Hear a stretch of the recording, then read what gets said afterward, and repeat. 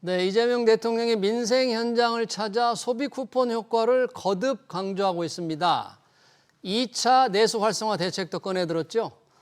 정치권 일각에선 전 국민에게 또 한 번의 소비 쿠폰을 뿌리기 위한 3차 추경 가능성까지 거론되고 있는데요.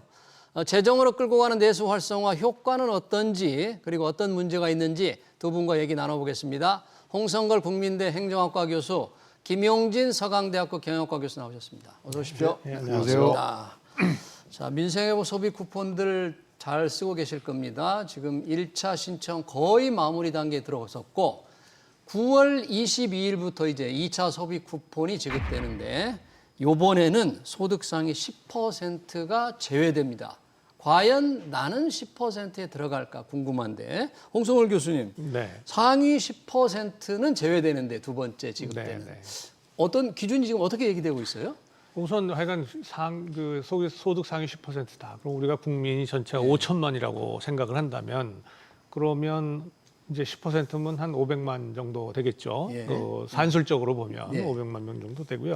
정부가 이거를 계산을 해보니까 예. 4인 가족 기준으로 한 1,280만 원 월 소득 4인 가족 기준. 예.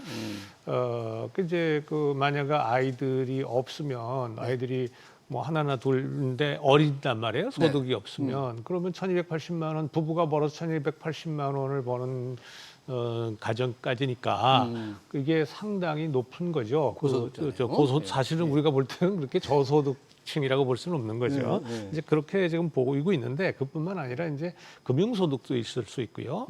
또 부동산 등등의 자산도 있을 수 있단 말입니다. 그래서 이게 굉장히 좀 복잡하고요. 예. 그다음에 고령층이나 또 이게 우리 통계로 잡히지 않은 취약계층들이 꽤 많아요.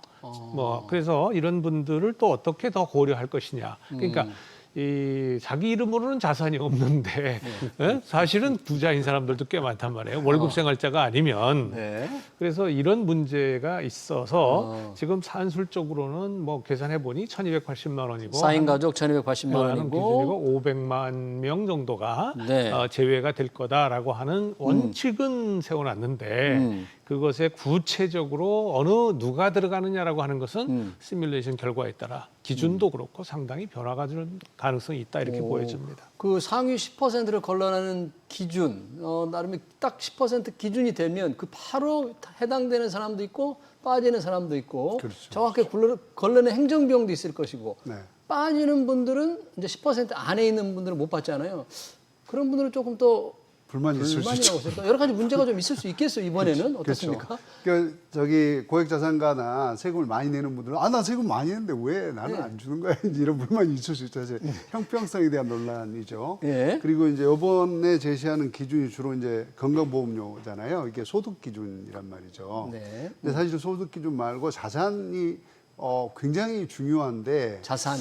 예, 자산이 도대체 얼마 있으면 고액 자산가라고 얘기할 수 있는 거야. 예. 이 기준을 설정하는 데서도 사실 형평성 논란이 일어날 수가 있습니다. 네. 근데 그 부분이 이제 가장 어려운 부분이고요. 두 번째는 그러면 이제 건강보험 DB를 쓰는 건 쉬워요. 예. 그러니까 이제 예컨대 중위소득 210%다 그러면 중위소득이 있고 그거의 2배쯤 되는 고기를 잡으면 되는데 그럼 자산은 자산. 어떻게 할 네. 거냐. 예. 이 이슈가 있거든요. 그러니까 사실은 신속하게 할 거냐, 효율적으로 할 거냐, 네. 정확하게 할 거냐, 형평성을 높일 거냐. 이거는 그것에 따라서 기본적으로 비용과 시간이 느려지는 거. 비용이 많이 들어가고 시간이 늘어져요. 예, 예. 정확성을 추구하면 추구할수록 시간과 비용이 훨씬 많이 들어가는 것이고 네. 그렇지 않고 좀 간단한 기준으로 하면 시간과 비용은 훨씬 적게 들어가면서 이렇게 형평성에 대한 논란은 조금 더 있고 뭐 이런 거죠. 조금만 더 첨언한다면 이제 건강보험 기준이라는 게 거기에 사실은 소득도 있지만 자산 뭐 이거 다 포함이 되게 돼 있어요. 포함돼서 하는 거죠? 네, 돼 포함돼서 있죠? 이제 하게 돼 있는데 건강보험 자료의 가장 큰 문제점은 뭐냐면요. 예. 전년도 걸 가지고 금년에 내는 거예요. 저 그러겠죠. 1년도 네, 내는. 네. 근데 지금 전년에 비해서 금년에는 완전히 달라졌을 사람들이 굉장히 많습니다. 예를 들어서 퇴직자. 전년에는 굉장히 소득이 많았는데 퇴직해서 금년에는 없어요. 근데 전년도 기준으로 내고 있어요. 뭐 이런 것들. 예. 그리고 아까 말씀하신 것처럼 이게 기준선이 있으면 그 보더라인 경계선에 걸려 있는 사람들 중에 조금 불과 얼마 차이로 빠지고 들어가고 하는 그런 것들 이런 것들이 있어서 사실 네. 이제 참 오늘 어렵죠. 하시면서 국세청 자료를 쓰자는 얘기가 많이 나왔어요. 국세청 자료. 바로바로 소득이 월별 소득 집계가 되는 거니까 나오니까. 특히 이제 소상공인들의 경우는 우리 저희 직장인들도 매월 통보를 하잖아요. 네. 소상공인들의 경우는 매월 소득 자료가 있기 때문에 그걸 쓰는 게 좋겠다 이제 이런 일인데 그게 잘 안 되는 모양입니다. 아마 그거는 홍성훈 교수님 잘 하실 것 같은데. 아니 뭐 그것보다도 국세청 자료라는 것은 사실은 우선 개인 본인이 동의하지 않으면 안 되는 그렇습니다. 이제 그게 가장 큰 그런 문제죠. 문제가 가장 있죠. 큰 문제가 예. 있고요. 그다음에 국세청 자료도 사실은 드러난 소득과 드러나지 않은 소득 굉장히 그렇죠. 차이가 많잖아요. 그래서 우리나라 사람들이 전 세계적으로 굉장히 머리가 좋지 않습니까? 특히 탈세에는 아주 뭐 굉장히 빠른 머리가 돌아서 국세청 자료도 솔직히 말씀을 드려서 그게 정말 정확한 거냐? 이거는 우리가 뭐 의문이 많죠. 지금 고액자산가 기준에 이제 부동산과 금융소득이 있던데 지금 얘기되기로는 부동산은 재산세 과표 12억 원, 네네. 아마도 시가 16, 17, 18억 원짜리 되지 않을까 예상하고요. 그렇겠죠. 과표가 12억이면 아마 그 과표 정도, 16, 기준으로 18억 정도. 그다음에 이자 배당 합쳐서 한 연 2천만 원 이상이면 이제 빠질 것 같은데 세금은 이런 분들이 고액자산가들의 실제 세금은 뭐 전체 세금의 근로소득세라든지 소득세 60, 70%를 낼 텐데 맞습니다. 잘 내다가도 내가 낸 세금이 나 빼고 다른 사람의 소비로 쓰인다?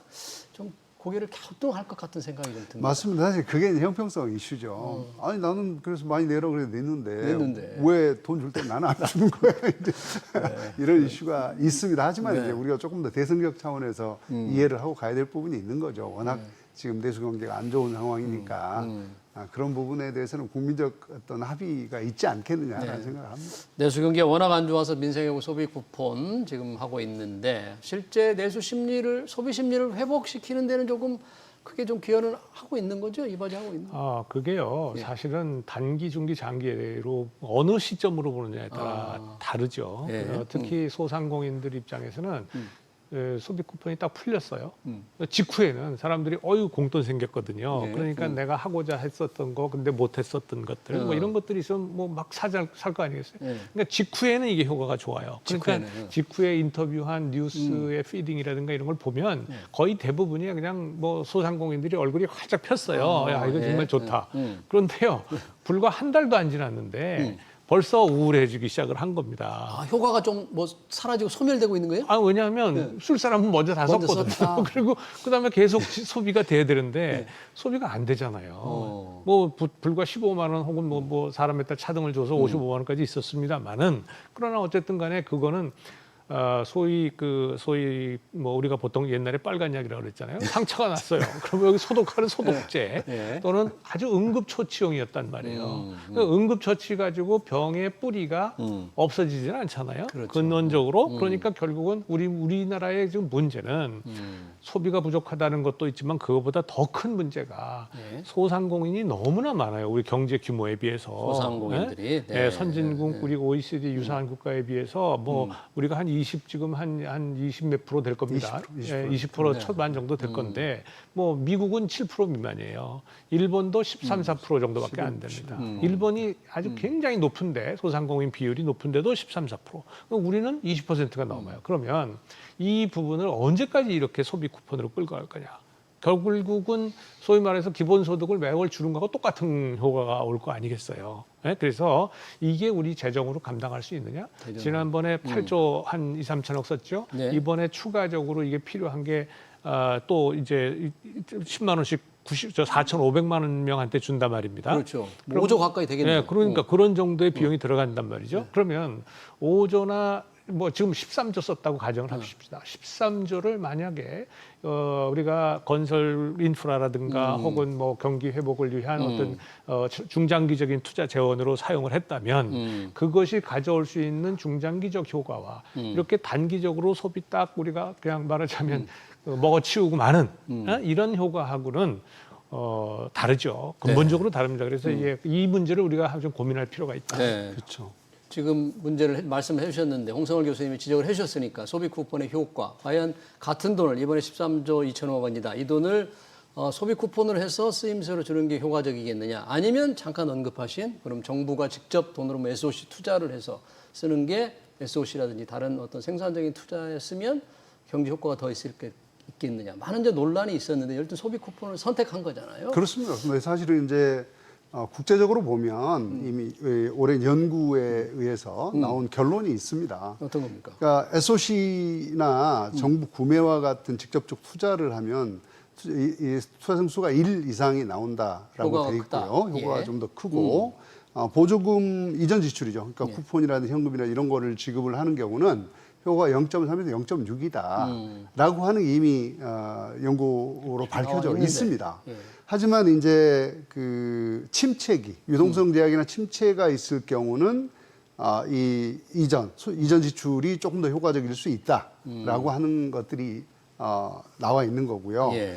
우리 측면에서 보면 지금 사실은 워낙 소비가 침체되어 있는 상태이기 때문에 단기적인 경기 진작이 필요했던 거다. 그래서 지금 뭐 아까 잠깐 말씀하셨습니다마는 1차 쿠폰을 발행한 직후에 일단 카드 매출로 보면 19.5%가 매출이 상승했다는 그렇고, 것이고 예. 2주 후에는 8.4%가 올라갔다는 거니까 이거는 사실은 굉장히 급격하게 소상공인들이 좋아진 거 단기간에 지나면 좋아진 거고 예. 거기다 더 중요한 거는 소비 심리가 회복이 되고 있다는 얘기거든요. 모르겠습니다. 예. 이제 앞으로 다음 달, 그다음 달까지 이게 유지가 되면 좋겠지만 최근에 그러니까 7월 소비자 심리 보면 네. 약 110.8이거든요. 그러면 실제로 2021년 12월 위에 가장 높은 소비 네. 심리입니다. 그러니까 이게 소비 심리 어차피 경제는 심리이기 때문에 소비 심리 회복되는 게 매우 중요하다라는 측면에서 보면 예. 네, 그런 것들이고 우리 소상공인들 조사 보면 매출 증가가 약 60% 정도가 매출 증가했다라고 응답을 하고 있습니다. 예. 근데 문제는 이제 말씀하신 대로 이거를 장기적으로 끌고 갈 수 있는 대안이 뭐냐에 대한 고민이 지금부터 미전부터 시작이 됐어야 하는 것이죠. 네. 회복된 소비 심리가 정말 계속 지속될 수 있는 건지 1차 소비 쿠폰 다 쓰고 2차 소비 쿠폰 언제 나오나 지금 이 기다리고만 있는 건 아닌지. 그것 때문에 정부도 좀 초조한 것 같아요. 이재명 대통령이 2차 내수 활성화 대책을 강조했거든요. 2차 내수. 지금이 1차 내수 활성화 대책에 의해서 하는 건데 야 2차라 그러니까 이게 뭔가 소비 회복이 계속 될 수 있도록 하겠다는 내용인데 정부가 또 소비 쿠폰, 전체 소비 쿠폰을 꾸리는 걸 생각하나 이런 지금 예상이 나오고 있는데 혹시 정부 어떤 생각을 하고 있었길래 2차 내수 활성화 대책을 얘기했을까요? 그거는 뭐 지금까지 정부가 발표한 내용도 없고요. 예. 또 지금 보도된 내용도 전혀 없습니다. 그래서 하여간 뭐 이 소비 활성화 대책을 지금 강조를 하고 있어요. 그래서 말씀하신 것처럼 심리적으로 볼 때의 소비자들이 내가 뭔가 쓸 게 있어야 쓰는 거 아니겠어요? 그렇죠. 그래서 이제 지금은 하여간 이 소비 쿠폰, 말은 소비 쿠폰이면 사실상 이전 소득인데 이전 소득이라고 하는 소위 응급처치를 한 겁니다. 그래서 이 숨 넘어가는 그 환자를 일단 숨을 돌리게 해놓은 겁니다. 근데 이거를 계속 소비 쿠폰 혹은 이런 그 이전 소득의 방식으로 계속 갈 수는 없는 거죠. 그러니까 분명한 것은 어떻게 하면 이 경제가 스스로 돌아갈 수 있게 만드느냐. 소상공인들까지. 소상공인이 저 운목이라면 그러면 아랫목에서부터 불을 떼야 저 운목에 가서 이제 그 이 불길이 따뜻한 거 아니겠어요? 네. 지금은 뭐냐면 그 운목에다가 난로 하나 갖다 놓은 거예요. 잠깐 쬐은 거죠. 그런데 거기에 난로에 뗄 나무가 없어요. 그러면 안 되지 않습니까? 네. 그러니까 분명한 것은 근본적으로 우리가 경쟁력을 갖출 수 있는 대안을 이제 말하자면 정부가 갖춰야 되는 거예요. 근데 여기서 아주 가장 큰 문제가 하나 있습니다. 뭡니까? 뭐냐면 그 이재명 대통령이 후보 시절부터 또는 경기지사 시절부터 늘 강조해 왔던 게 우리나라는 OECD 국가들 중에서도 국가 부채율이 제일 낮다. 우리 빚 많이 내도 상관없다라고 계속 강조해 왔어요. 네. 그런데 갑자기 지금 이게 보니까 우리 재정이 고갈됐으니까 증세해야 된다. 이러고 돌아선 거예요. 증세. 네, 그래서 증세의 가장 1차 타겟이 지금 법인세였고, 그렇죠. 뭐 그밖에 이제 또 증권거래세를 비롯해서 지금 세금을 이제 늘리고 부동산도 지금 과표 원래 그 과세 표준을 지금 정상화하겠다는 거 아니겠어요? 더 올리겠다. 자, 이렇게 되면 어떤 일이 벌어지느냐? 세금이라고 하는 것은 민간 경제로부터 공공 부문이 자원을 흡수하는 거예요. 네. 그러면 민간에서 돌아야 할 자원이 공공으로 들어간단 말이에요. 근데 그러고도 지금 이자가 1년에 30조가 넘을 정도로 지금 엄청난 좀 네. 부담이 생긴 겁니다. 자, 이렇게 되면요. 이 경제는 한마디로 얘기해서 기업들 입장에서는 법인세 계속 내야 돼. 아우 나 힘들어 죽겠는데. 다른 나라들은 경쟁 국가 보니까 법인세가 20%도 안 되는데 우리나라는 24%인데 25%로 더 올리겠다. 이게 지금 이제 아주 심각한 문제가 되는 거죠. 예. 그래서 경제는 그렇게 정부가 관치를 통해서 활성화시킬 수 있는 게 아니다. 알겠습니다. 예, 지금 민생회복 소비 쿠폰으로부터 시작해서 재정 지출 확대로 내수 부양을 통해서 경제를 이끌어가겠다는 이재명 정부가 집권을 위해서 필요한 돈을 어떻게 하겠느냐, 이제 증세로 이어지고 있다. 법인세를 실제 올리겠다고 얘기를 했고요. 또 대주주 주식 양도세 물리는 대주주 기준도 좀 넓히겠다. 증권거래세도 올리겠다. 실제로 증세 조치들이 하나하나 나오고 있습니다. 아주 대규모 증세는 아닙니다만 방향을 잘 그렇게 거기서 명확하게 해야 될 게 네. 증세가 아니고요. 증세. 문재인 정부대로 돌아가는 거예요. 요 개념이 중요합니다. 그러니까 원상복귀라는 표현이 그렇죠. 윤석열 정부에서 25%였던 24%로 내렸고 대주주 기준을 10억에서 50억으로 올려놨던 걸 그냥 돌리는 거다. 예. 그리고 거래세를 0.15에서 0.15 그냥 돌리는 거다. 이렇게 얘기를 하고 있습니다. 명백하게 우리가 보기에는 증세지만 이 이재명 정부의 프레임상에서는 정상 회복이라고 보는 관점이다. 예. 그럼 이거를 베이스로 놓고 우리가 앞으로 증세라고 하는 부분을 어떻게 논의할 거냐는 부분을 좀 고민을 해봐야 되는 거고요. 그러니까 이 정도 세율 원상복귀 정도는 우리가 증세로 딱 이 프레임을 짜기는 좀 쉽지가 않다. 네네, 원상복귀 저는 정도. 그렇게 보고 있고요. 여기서 더 갈 거냐? 이제 말씀하신 대로 부동산 과표를 좀 더 높이고 과거에 문재인 정부 때 로드맵대로 갈 거냐? 그렇지 않을까 지켜봐야 하는 이슈가 될 것 같고요. 예. 지금 이제 대주주도 뭐 10억 갈 거냐, 50억 갈 거냐, 30억 갈 거냐 아직 결정은 안 된 상태라고 알고 있습니다. 예. 근데 중요한 것은 지금 이제 우리 이 2차 추경 얘기니까 네. 이걸 조금 그러니까 더 해보면 그렇죠. 그러니까 2차 내수 활성화를 위해서 그렇죠. 혹시 전 국민 이 소비 쿠폰을 다시 한번 뿌리는 게 나온다면 그거는 또 추경이 필요하다. 이게 저는 이제 안 올 들어서 3차 추경을 구상하는 게 아닌가 이런 예측이 있는 거죠. 네네 그 예측이 있는데 저는 아직 정부가 명확하게 얘기한 건 명확하게 없고요. 얘기하지도 않았고 그렇게 가지는 않을 거라고 봅니다. 왜요? 왜냐하면 이재명 대통령의 워딩을 보면 명확하게 표현이 돼 있어요. 제가 읽어드리면 10월 긴 추석 연휴입니다. 진짜로 길더라고요. 네. 긴 추석 연휴와 11월 에이펙 정상회의 등을 활용한 관광 서비스 소비 진작을 선제 준비하도록 하시오. 이렇게 부탁을 한 거거든요. 예. 이 얘기는 무슨 얘기냐니까 우리가 지금 이제 10월이 되면서 소비를 진작을 하려면 결국은 관광, 숙박, 교통 그리고 지역 축제 같은 것들을 결합해서 하는 프로모션을 조금 더 적극적으로 해라. 요게 이제 관료들한테 부탁을 하는 거고 예. 두 번째는 이제 문화 외식 이 쿠폰을 연계해서 조금 더 확대하는 거. 예.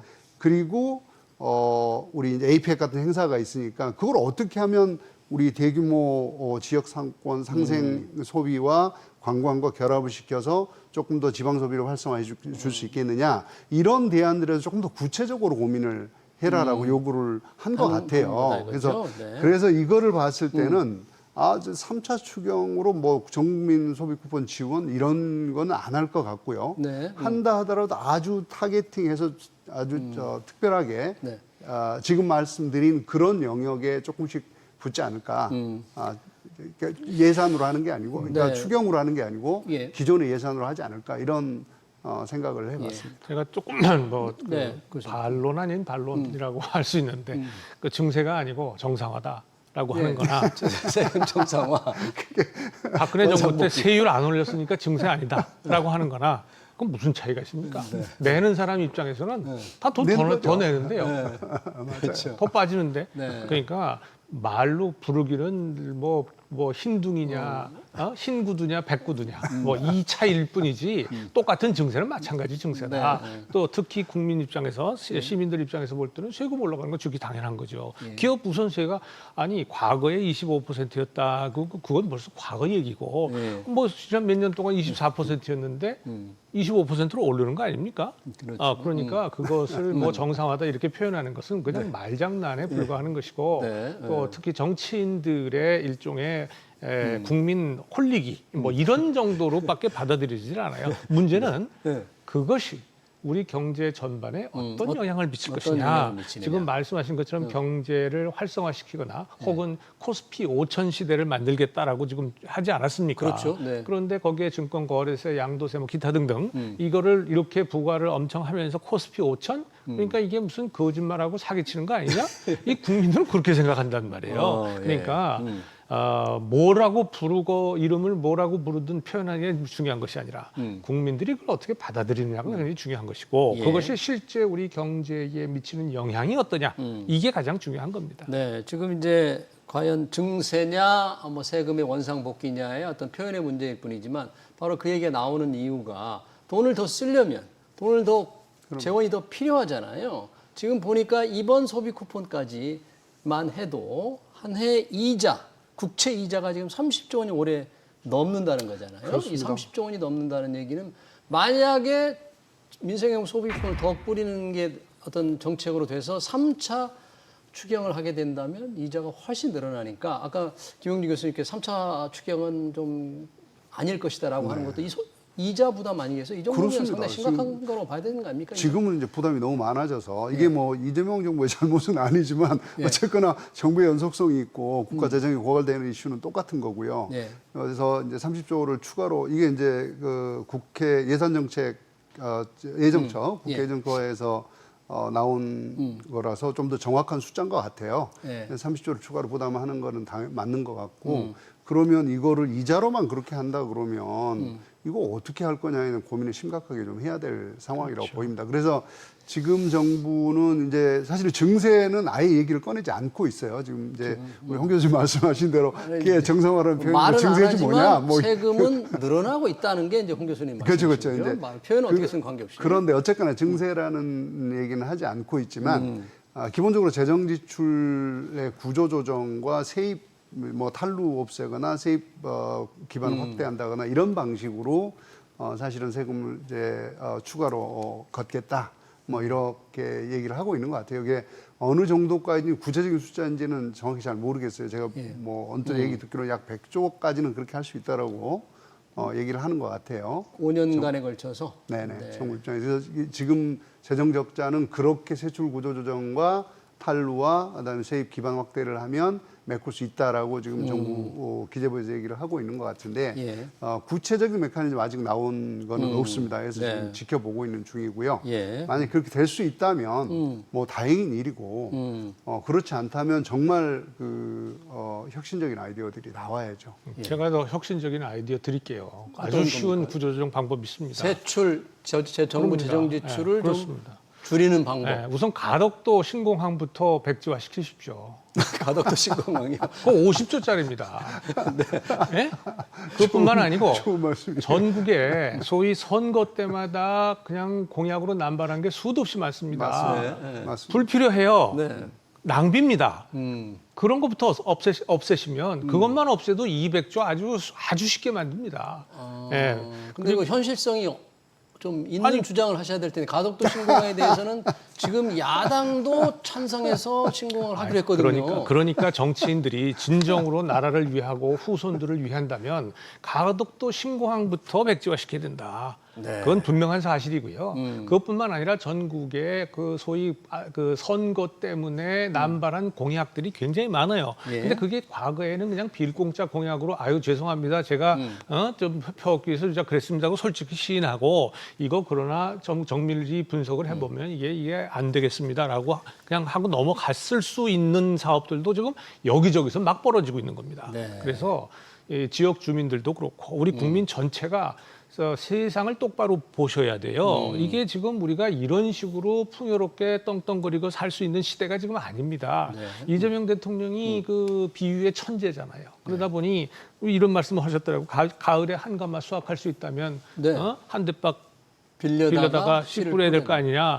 맞는 말씀이죠. 그런데 지금 이재명 대통령께서 하시는 거는 이재명 정부 하는 것은 한 대박 빌려다가 그냥 먹는 겁니다. 나눠서 씨를 뿌리는 게 아니고 나눠 먹고 나서 가을에 가서 그게 한 가마가 됩니까? 그게 이게 무슨 요술방망이도 아니고 나눠 먹어서는 안 되는 거죠. 씨를 뿌려야 되는 이제 거죠. 먹을 거가 없어서 먹을 게 필요할 수도 있고요. 이제 아마도 뭐 앞으로는 하겠죠, 그렇게. 주제를 우리가 주제 쪽으로 조금 좁혀가서 말해 본다면 지금 이제 소비 쿠폰을 이제 2차 소비 쿠폰이 곧 다음 달 22일부터 나가잖아요. 네, 이후에 한 번 더 할 거냐 마냐 이런 논란이 좀 있는데 그거는 어차피 임시 방편이니까 그렇습니다. 소비를 조금 지속적으로 활성화할 수 있는 근본적인 대책이 있어야 될 텐데 우리 김용진 교수님은 혹시 어떤 게 꼭 필요하다 이런 걸 먼저 해야 된다. 소비 쿠폰만 계속 나눠줄 수는 없잖아요. 사실은 이제 아까 홍 교수님 말씀하신 크게 한 3가지 정도를 얘기를 할 수 있을 것 같아요. 말씀하셨지만 우리나라 일단 자영업자 너무 많다라는 거는 문제. 생산성이 매우 낮다는 얘기거든요. 지금 우리 지금 데이터를 보면 우리 내수의 구조적 제약들이 있어요. 다시 말해서 서비스 생산성이 매우 낮다든지 또는 가계 소비 여력이 없습니다. 부채가 매우 높고 주거 비용이 높고 육아 부담이 높아 이게 안 되는 거거든요. 그리고 지역이 이미 굉장히 어려운 상황이에요. 그러니까 이 구조 수도권만 갖고는 할 수가 없거든요. 이 구조를 바꾸지 않고는 근본적 대책은 나올 수가 없다라는 차원의 이야기를 할 수가 있는데 그래서 사실은 서비스업 생산성을 어떻게 높일 거냐는 고민을 근데 AI라는 것도 툴도 많이 나왔고 이런 걸 통해서 서비스 생산성을 적극적으로 높이는 그런 디지털로 전환을 하거나 AI를 활용하고 이런 걸 통해서요. 그리고 이제 중요한 거는 사실 가계부채를 급격하게 줄여야 합니다. 가계부채. 저는 빚 때문에 쓸 돈이 없다 이런 얘기잖아요. 그렇습니다. 지금 우리나라 보면 가계부채 대비 가처분 소득이요. 그냥 GDP 말고 가처분 소득 비율 보면 186.5예요. 2023년 기준으로. 아니 내가 쓸 수 있는 돈의 2배를 빚을 갖고 있는데 무슨 수로 돈을 씁니까? 그래서 이거를 어떻게 하면 줄일 거냐. 그래서 사실은 이제 뭐 금리라든지 원리금 부담을 어떻게 하면 완화를 좀 해줄 거냐. 그리고 특히 이제 주거비 이슈가 저는 사실 이번에 공공주택을 3만 5천 호 더 추가로 보급을 한 서울 시내에서요. 그래서 굉장히 잘했다라고 생각을 하고 있는데 진즉에 이런 방식 공공주택으로 전환을 해서 주거비를 확 낮춰주는 젊은 사람들의 이런 정책들이 많이 좀 됐어야 한다라고 보고 있고요. 그리고 마지막으로는 이제 이 아까 말씀드린 우리 대형 그런 국제 행사들하고 맞물려서 지역 경제를 어떻게 하면 활성화시킬까 이게 패키지 딜이 필요합니다. 알겠습니다. 거기까지 듣고요. 우리 홍성월 교수님께도 뭐 짧게 근본적인 대책, 근본적인 대책은 말씀을 하셨습니다만, 네, 저는 이런 겁니다. 그건 이제 지출 구조 조정과 관련해서 제가 대책을 쉬운 대책이 있다라고 말씀드린 거고. 사실 근본적인 거는요. 결국은 뭐냐면 기업에 의해서 일자리가 창출돼야 됩니다. 아까 말씀 잘하셨어요. 고용. 소득이 없는데 가처분 소득이 없는데 무슨 수로 소비가 증가합니까? 그러니까 가처분 소득을 늘릴 수 있는 유일한 길은 뭐냐면 일자리 창출이에요. AI라든가 디지털 전환 등을 통해서는 일자리가 없어지는 일자리가 훨씬 더 많습니다. 근데 그렇다고 해서 이걸 전환 안 할 수는 없어요. 반드시 해야 되죠. 생산성도 높여야 되고. 그러나 보다 더 근본적인 것은 뭐냐? 결국은 일자리를 창출해야 되는데 일자리는 누가 창출해요? 기업이 하는 겁니다. 그러니 법인세 1% 올리는 것보다 차라리 전 세계 평균 OECD 국가의 평균 수준으로 법인세를 낮춰서 기업들이 훨씬 더 창업 많이 하고 투자 더 많이 하고 해서 젊은 사람들이든 늙은 사람이든 일할 사람을 많이 필요로 하게 만들면 그러면 그 사람들이 일을 해서 스스로 벌어먹고 사는 거예요. 근데 그거를 세금을 높여가지고 이걸 지원을 해가 소비를 늘리겠다?